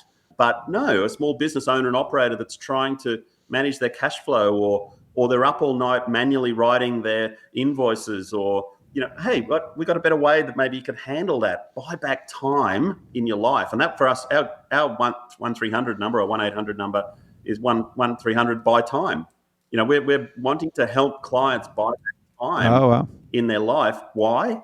So that they could actually channel that time and utilize it in an area that's more important and relevant to them, time with their kids. Why would we build a business that would take time away from our family ultimately and potentially risk that family relationship? Now, there's a price to pay to build something, create something, but we have control over actually how we structure that. This is a blank sheet of paper. Like business and life is a blank sheet of paper. We can design and create the future however it is that we choose. No one, in fact, and if we don't do that, someone else is going to design it for us in the way that they choose. And so that's the thing I think we need to get back to and go, okay, right, I do have power here. And even if it's in the fact that the next client I speak to and the next person I speak to, and exactly what you're doing, you haven't let that situation actually hamstring you in terms of sharing your energy and your soul with the rest of the world and our community. In fact, you've doubled down completely. Doesn't faze me at all. The only time it phases me is when I got to pay my royalties. Yeah. Otherwise, it is like it's there. It's just part of it now, and now it's just now like I'm serving a bigger purpose, and I'm trying to give back in every way I can. They're doing their thing. I'm doing my thing, right? Like everybody's marching toward the beat of their drum. Some people are playing the finite game. Some people are playing the infinite game. But, when you're playing your own infinite game, the only person that you're playing against is yourself. Totally. And you're going to better yourself. And you can be better tomorrow than you were today. Every day we can have these incremental gains. And as long as we're iterating and we have our feedback loops opening and we're always trying to improve and we're sticking to our systems, then nobody else can really harm us to a large degree. I mean, technically, yes, people can harm us, but not really. It's only how we react to that is what's harming. Absolutely. Unless it's physical, but there's a whole other element there. But otherwise, we're just a product of a lot of different happy accidents, right? Or they can be unhappy accidents. It matters your mindset and how you approach all of those things. And there's a lot of, in our world, we're in a world that's actually, there's a lot of battles going on, isn't there? And there's a lot of people that want to draw you into the battle. So there's this whole us and them, and it's you've got to fight for that. There's only so much energy. You're either utilizing your energy in a way that sort of is for the greater good. And I love the phrase too, what harms the bee harms the hive, because sometimes we need to step into a power and talk about things that are important that are impacting the community, our community. Now, that's not necessarily saying that that person we need to extinguish or that behaviour. If they're going to consciously perform that behaviour, there's going to be a price. They'll get an outcome, and it'll either be positive or negative, or we have a choice to stay with them or continue to support that behaviour, or we call it out. That's fine. We're not necessarily going to change it, but I think when we start to speak our truth in a respectful way too, it's not really a matter of sort of, I think if you're disrespectful or you actually try to just really harm that other person, then we're actually harming ourselves. And so that that's what, and then that's basically what how I was gonna react to that, because it's like, anything that we project, we're projecting a lot of times. Anytime we're critical or judgmental of something else or somebody else, usually you got to always look at where those other fingers are pointing, right? When you point one finger at somebody else, you're pointing three back at you. And that's always the case when it comes to us, versus us improving. We can't control what other people do. We can only control how we react. And I love that. That's like the theme too. That's one of the themes we've had many weaving themes in and out of here. And I like this. We started with farm and some sheep and cattles, and now we're onto the outside of the atmosphere, right? We're going inward, not even outward. We're doing everything in right now. We're going deeper within that intra-preneur, right? I got to have Rory on. I haven't had him on yet. Yeah, do that. We've crossed paths a few times too. I thoroughly enjoyed catching up with him. Yeah, I enjoyed our chat. This has been great. I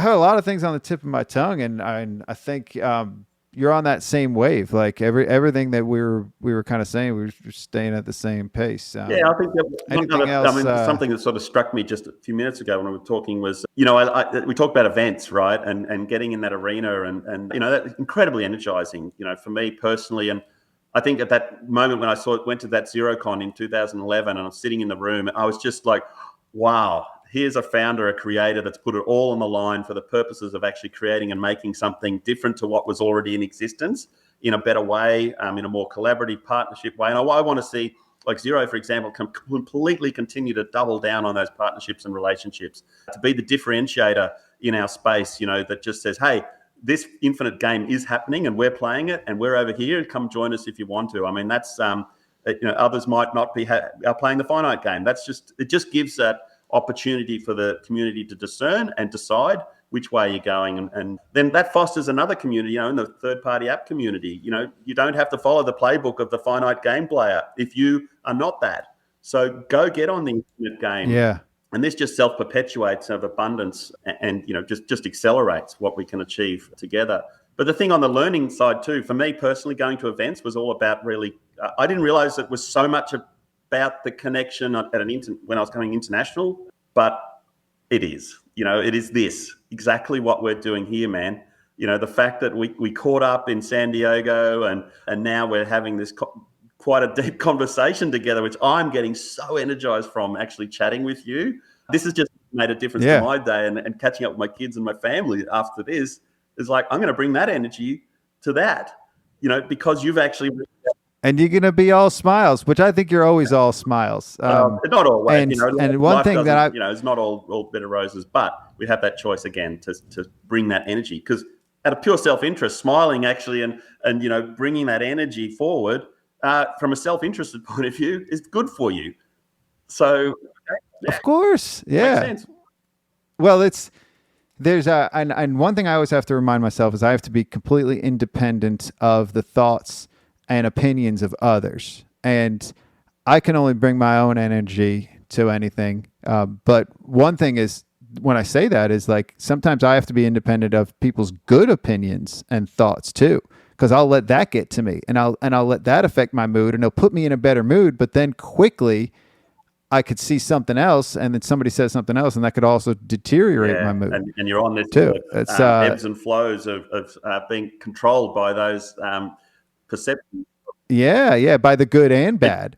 So I'm trying to be indifferent to that. That's one thing I'm trying to learn. But I really get energized from these conversations and talking with the right people and hitting the right chords of a conversation really brings out the best in me in other ways too. You know, sometimes I got to be careful because I get too amped up at this time of night, and it'll be harder for me to fall asleep too. Like, so I gotta work that out too, because I try to get my 8 hours of sleep every night. That's hard sometimes. It's interesting you say like that piece of. I can remember the founder of the company that I said, you know, I had lunch with, and he said, "Where do you want to take this?" And I can recall vividly. This is more than 20 years ago, saying, "Well, you know, I just like to be admired and respected." Now that sounded like a great thing at the time, and I suppose what I was saying to myself was, I just want to live a true life and be a good human, and then I think naturally from that people sort of see and respect you from that. Now, what I've learned since, I suppose, though, is hang on, those two things, admired and respected, are again out of my control. I have no control over that, right? So trying to peg what I want with something that I have absolutely no control over is a fool's errand, you know, because I didn't have control over that. Now, that may be, some people may see it that way, that you admire, respect. Some others go, you know what? No, there might be jealousy. There could be all sorts of things. I had to let that go. I really stripped that back and said, no, that's not my goal, to be admired and respected. My goal is to live true to me, you know, to actually be the authentic, congruent me that actually lives my values and doesn't shy and shirk away from that. It's this exact same journey. When I started this podcast, I always told, I have a conversation with somebody and I said, I'm doing this because I want to be respected. Like I want respect because I feel like, but then I realized I thought I wanted everybody else's respect. That's what I kept saying. And then later it evolved into realizing that I need to respect myself. That's what I wanted. I wanted to respect it wasn't about other people respecting me. I could give a shit if somebody respects me or not now. Like before, that was it. That was the reason I was doing this, because I wanted everybody else to say they admired it and they respected what I was doing, and I wanted them to like it. And I was doing it for that. I'm doing it for them, but not for their opinion of me. I'm doing it for them, period. And I had to change that about my mindset. And now I'm doing this for me selfishly. Unapologetically, I am being me, doing it for me, and you're going to get something out of it because I'm doing it for you, right? Like is a double-edged sword there, but both edges of that sword are good. It's not like a bad thing. Like it might sound bad, but my words and my actions sometimes don't get married every way. Like you were saying how some businesses, they put this vision on the board and their actions don't match their words. Like I feel like I'm sometimes doing the opposite now. Like I don't have the good words to say. I don't always have the great words to say about myself. I say a lot of self-deprecating. I make fun of myself all the time. I act like I don't have the self-respect that I actually do have now. So it's kind of funny when you have that resolve and you grow into understanding that I'm doing this to better myself, and I hope other people get something out of it. And that's what I'm intending now. And I think that was kind of always what I was intending, subconsciously or unconsciously. But now I care less about their opinions. And I love how that's sort of the journey you went on, and you figured that out, because I didn't realize it till you just said it, put that into words. It's like always synthesizing these things and figuring out the right words for them. Well, it's right? constantly reminding that we're getting that sort of from others or ourselves, or our self-talk. I mean, we're chatting to ourselves, you know, a lot faster than anyone else is going to talk with us. But I love sort of that phrase. That's detachment too. We yeah. can get into that, but that's a whole nother aspect of this monk talk, Totally. Right? It's just that I think one of the things, and growing up in Australia, particularly in the 70s and 80s and 90s, you know, like that formative years, is I felt as though as a society we had a lot of irreverence. You know, we didn't take ourselves too seriously. It was like a lot of kinship, a lot of mateship. You know, we're in it together. It was sort of like a we instead of a me sort of community. And again, this goes in cycles. You know, there's cycles of the we generation, me generation, or movements, not generation so much, but phases that occur. So that reverence. Because that's shifted too. Yeah. That's changed a little bit, right? Yeah, more nationalist now, and it's a little bit in your neck of the woods. But it was more of a very communal and started as community. But you're still latching on to that. That's still part of your persona, your life. and how you're going to That sort be. of piece is then, you talked about, self-deprecating type, just that sort of not taking yourself too seriously. Probably the community that was more so that, and it's probably held on to it for longer, is the New Zealanders, the Kiwis. And I saw that in Rod, that boldness, that confidence, that just self-assuredness, not an arrogance or a overconfidence. It was just hey, this is what we're going to do, and let's just go do it. We're going to build better schools and hospitals for creating a business that actually comes out of a small bunch of rocks in the South Pacific. You used to say that. And that, that just resonates with people. It's like, yeah, we're doing it for the right reasons. And people will back and support people in on that. Don't feel as though it's a zero-sum game and some others will try and knock you out. It's okay. No one's going to take you out because you're actually on a different playing field. It's not as though they can reach over to that field and take the game out. No, they're too busy playing their own game on the finite game field to even so trying to knock out all those other finite game players. But this is an infinite game over here. Sorry, we're on a completely different stratosphere to what's going on over here. It may not look like that in the near term, and when everyone's measuring each other with the same metrics, or the other parties are, and public companies have got their quarterly reporting, and people get their bonuses based on short-term performance and short-term outcomes. But not every organisation operates like that, and so that's another defining sort of differentiator. And so it's up to us as discerning people and professionals, particularly in the accounting space, to work that out. That's just a challenge for us, that can be solved. We love challenges. This lived up to everything I hoped it would be. This episode, I mean, I was a little nervous too. Like, I wanted to bring my best self, bring my A game here, but you brought all the energy. You brought the conversation. I was a little nervous about it at first, so appreciate you. Well, you laid it out. Taking this into your weekend out, too.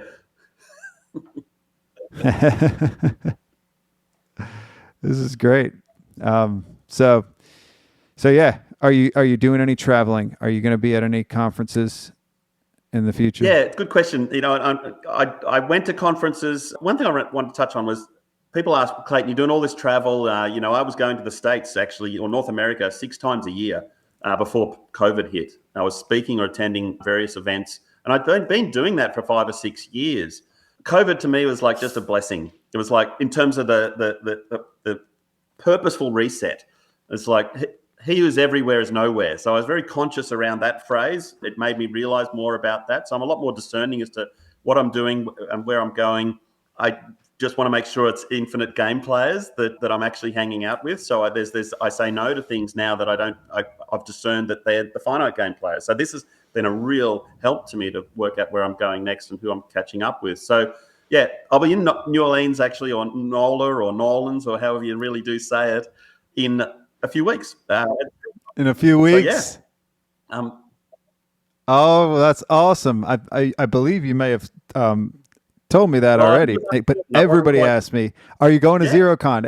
Everybody asks if I'm going to ZeroCon, but I feel like that should be obvious. Like, this Zero is my life. Of course I'm going to be there. So excited to be there and catch up there. And, I've got a few then events, but one before that, and then I've got 3 after that back here in Australia. So with various groups that I'm working with, bookkeeping franchise group, there's an association, and also a software company, or Fishbowl actually, Fishbowl Inventory. They, my first employee actually runs Fishbowl Australia. So he went off and built that.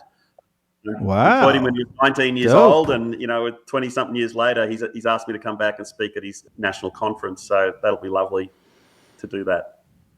Yeah. Fishbowl's doing some great things. I see Don Brolin as a mouthpiece for them, or a speaker for them around in the States. Cool. Yeah. So, yeah, something came to the tip of my tongue, and now I just forgot what it was. Whilst you're thinking of it, and we'll think of it. Yeah. I just wanted to really round out the fact that why was I coming to the States initially? It was 2011. And that's what I was wondering about. I'd seen Mm-hmm. ZeroCon in the July. I'd actually booked to come to an event, Doug Sleater's conference, actually, SleaterCon in 2011. I'd only been out of Australia once, and that was the year before. I was 42 years old, never had a passport. And I think this next trip's going to be trip number 39, internationally in the last 9 years. So it's, wow.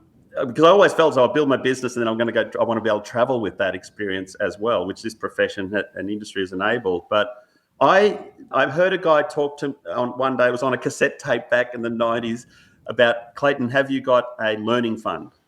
And I thought, what is a learning fund? And he said, look, essentially take 10% of your income and put it towards your future learning and growth and personal development and business development. And I sort of did that. I was always an avid reader. I bought books. I went to seminars. I attended events in Australia, not just in our profession, but left field thinking, all sorts of different things.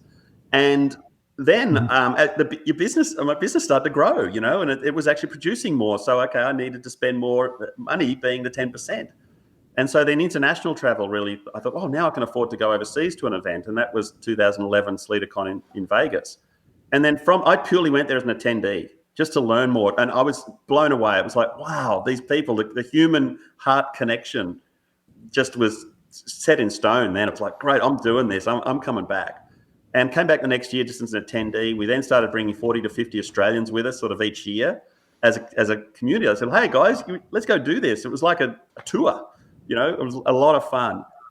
And then Doug asked me to speak at his conferences, which was an incredible honor. I'd been doing some speaking in Australia, and it's like, oh, man, this guy believes in me. I don't know if I believe in me.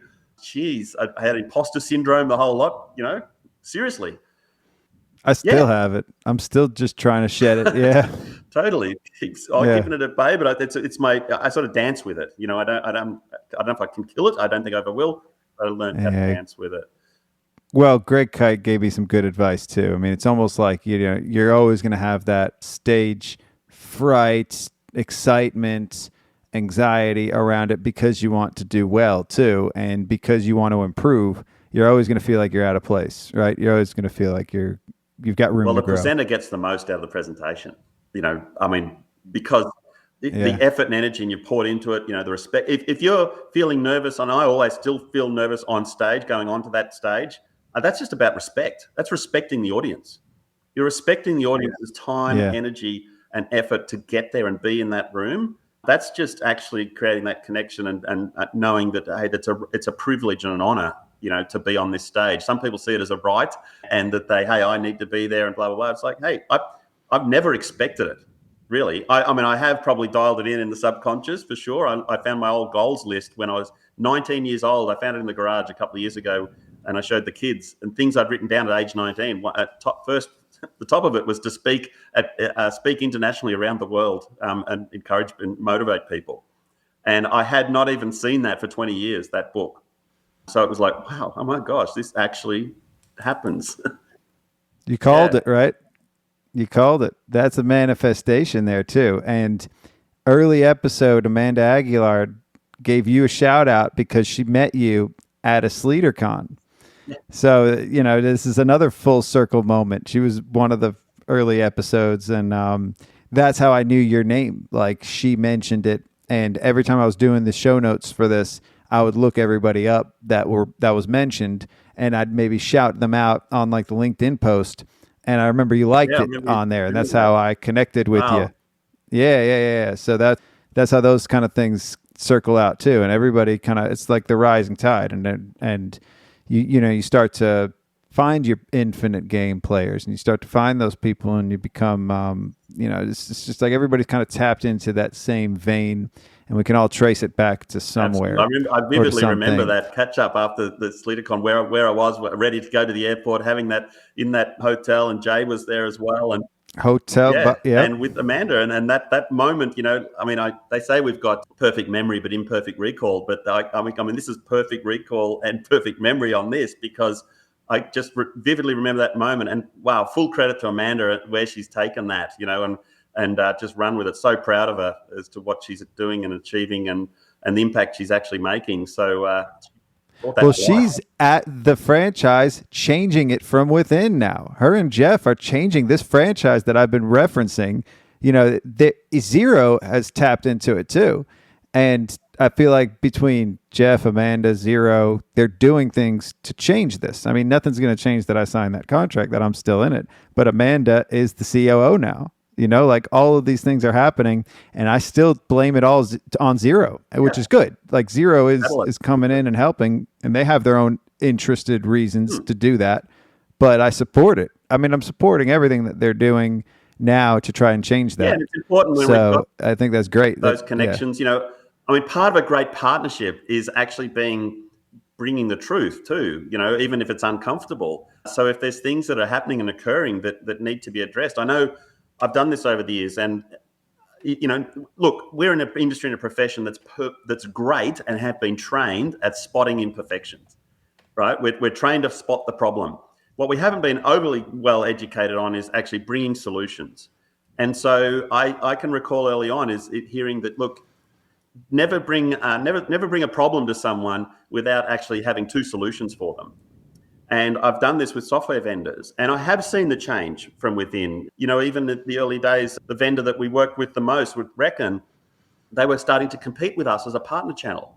They were actually putting the support and everything over the top. They were trying to literally taking the Peace of Mind program that I designed.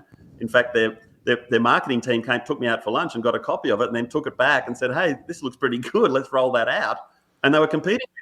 So Paget has done that too. They come to our office and they jot down the systems and things we're doing differently from the franchise, and then they take that and then pan it out across every other office, and now I got to pay royalties on my game. But yeah. Well, this was a finite game action from an infinite game player, and there was someone in that middle management that made an error, they were living congruently in their finite game world. But this was, sure. I knew these guys were infinite game players. So I took it to the CEO and said, "Mate, this is the challenge. I've got a bone to pick with you." I hadn't really met him before. To his credit, he pulled out a little black book, and this was on a cruise, actually, at a conference. And he said, "What's the challenge? What's the problem? What have we created here that's the problem?" And I said, "This is the problem, and this is the two ways you could solve it." And what led to that was actually introducing a SaaS model. This is 2002 into their business. It gave a distinguished and delineated a line where we would continue to support the client, and we had incentivization. They had reasons to focus on their technical support. So we actually designed a model over sort of 6 to 8 months that now continues to sustain that business and a lot of partners 20 years later, because I think I wasn't just about me. It actually, to the contrary, I was always going to survive. I was always going to work out a way to thrive. That was just what I was going to do. I was concerned about the rest of the community. I thought, man, if I don't stand up here and actually bring this and work out a solution here. Now, if they said, "No, we're not interested, we're not going to actually even act on that," fine, great. You are a finite game. That's a finite action in a finite game. But they're an infinite game player. So they changed. They actually, the CEO actually removed half of his, virtually all his marketing team, because they didn't agree with this new model. And so he said, "Yeah, well, obviously they're just not playing the same game as us." Literally, he said those words. 20 years later, they continue to thrive and survive.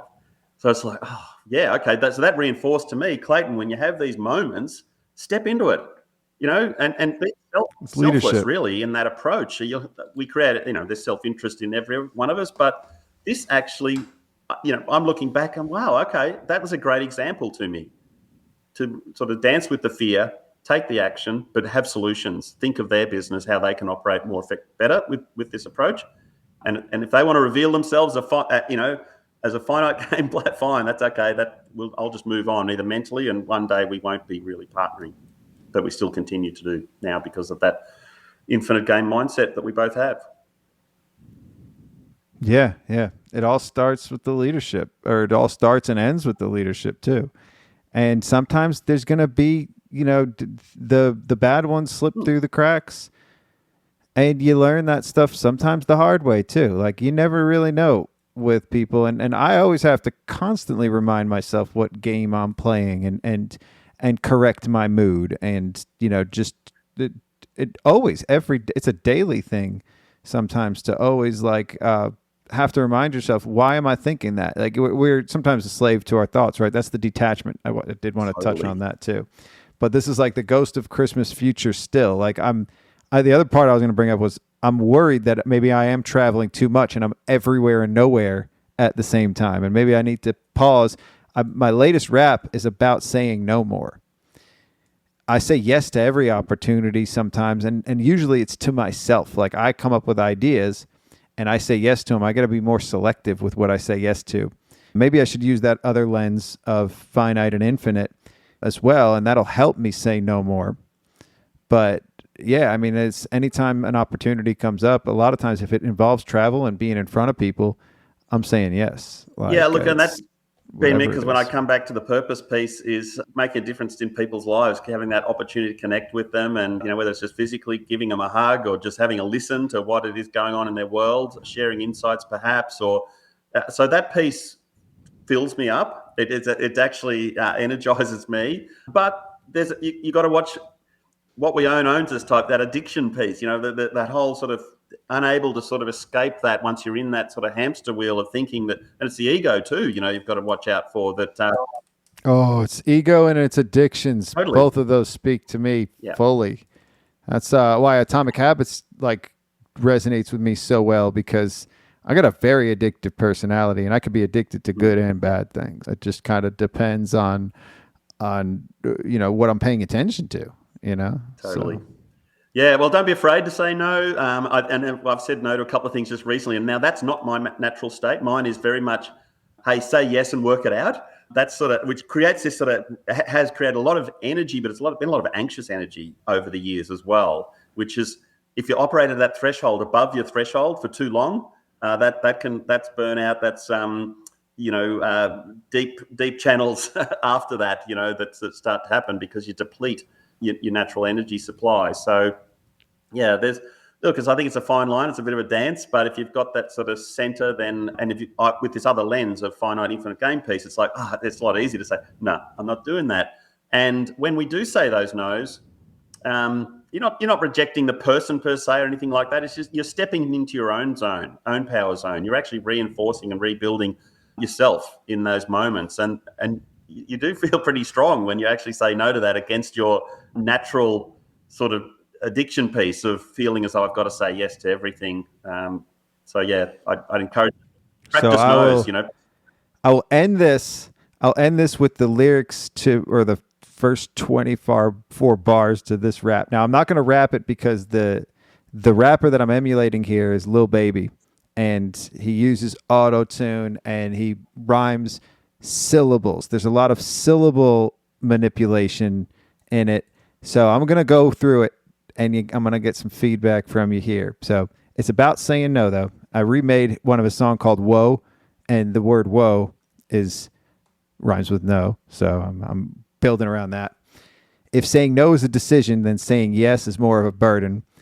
Feeling too overwhelmed by your to-do list, ask an altruist and they can't resist. I insist that no improves life, less stress, control over business decisions. Hold your fear of being abandoned. No removes obvious distractions.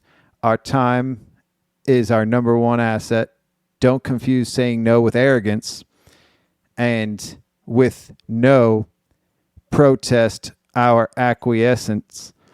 Like, was that some kind of manipulation? We said yes with no hesitation. Frustration by our yes obligations. Delegation, bypass, and elevation. Discuss and pursue other options. Deflect on the people who are asking. Delay, negotiate, and obstruction. Just wait, listen, this is no cause for confusion. Position, elimination, over-optimization. Decline with no reason or deduction. Discard, a hard no, pay no attention. Be firm, but try not to be selfish. Discern, I admit this tactic is the hardest. Mm-hmm. Oh, man. That's I don't know where that goes and if I need to frame a little bit more, but yeah. Wow, that really speaks to me. What do you think of that? Obviously, it's come from the heart and experience for you. So, I mean, I love that wait and listen piece too, just sitting in the moment, like just taking a pause, on things to really sort of feel as though, is this the right direction to go, Because we're going to have, when we sort of started out, we just wanted yeses of everything, yes, a client, yes, the next client, I'm trying to fill up my day here, to be active and full in business. But then that tends to own us. And so we haven't actually taken that step back and paused. And I think maybe the last 2 years has been a good pause moment for people, whether people have then really benefited from that to come out of it in a different way or just accelerating back into the old. Well, time will tell. But yeah, get that released and I'll be playing it. Awesome. Yeah. Well, that it actually works without the music. I just said it out loud for the first time. I mean, this took me about a week to start because I was just ideating, and then it took me like 3 hours to get one line in, and then immediately after that first line, I did all of them. The rest of them just poured out. Yeah. Like it all just happens at once, and I don't even have to try to. At this point now, I don't have to try to make the words rhyme anymore. That sometimes they just do as I'm writing, and then sometimes I gotta manipulate it a little more and make a little more sense and context. But yeah, appreciate the feedback. Well, it seemed effortless in terms of how you put it down, and I think that's often for us as people, isn't it? It's more about knowing how to receive than actually trying to sort of construct. It's just being open to receive. Like you hear a lot of the great artists talk about this, that the poetry in their words has actually come really quickly. Some of the greatest songs ever written, it's just like, boom, that just arrived to me. So they were actually a conduit, effectively, of just receiving those words and actually getting them down and taking action on putting them down and actually. Yeah, it's a conduit. Yeah, sometimes they say they wake up and just like is already there. That's happened to me a couple of times too, but I never really did much with it. Now I'm trying to repurpose all of it for the profession. Like I feel like I got a concentrated focus, even though I'm not focused at all. I have no focus all over the place. I try to at least have one umbrella over me, and that's the accounting profession. If I could stick to that, then at least I won't tether and fly away. Like it's the string on the kite. Right? Yeah, the's plenty of you could call it a ball on a chain too. And that's I think for me personally, I know when we ran events for clients, and we built our business off the back of running in-person events. Actually, the energy I got from that room of sitting and talking and listening to small business owners and operators is like, this is why we're doing it. We're just trying to help them have a better day. I'm trying to bring tech as an enabler to actually create and help with an outcome here as to why they got into business, to try and help their family buy back time in their life, all of those things. And there've been moments when you think, this is sort of a small insular sort of world, perhaps. What if I went over here? That was sort of like a squirrel moment, distraction. No, stay in this arena. There's so much more to fulfill and achieve and do in this arena, and impact to actually make. And I commend you, mate, on what you're doing. And I can just see, you light up, your eyes light up when you talk about this, and you're in the right room at the right time with the right people doing the right thing. So more of it. Or just the same. It's a lot of rights. I think I'm going to have to take a left so I don't have to. I'm not buried on the right side, right? With all the right people. I got to take some lefts too. Balance it out. They're out there. They're coming. Balance they'll be there. Don't you worry about that. There's a lot of left turns, I know. But you take 3 left turns and it's just like taking a right, isn't it? Yeah. A word. All right. Well, Clayton, man, have a great weekend. I'm going into my Friday. Friday's usually the start of the weekend, but honestly, I see my week as one big weekend anyway these days. Like I love what I'm doing. I love every day, doing this. This is the kind of that I live for now. So it's cool. Great. Thanks so much. All right, homie, I'll see you in a few weeks. Together. I've loved it. I'm so looking forward to seeing you in a few weeks, and giving you a hug, man, and sharing a cold one with you, and for sure, yeah, and a lot of our friends. It'll be awesome. All right, homie. All right, take care.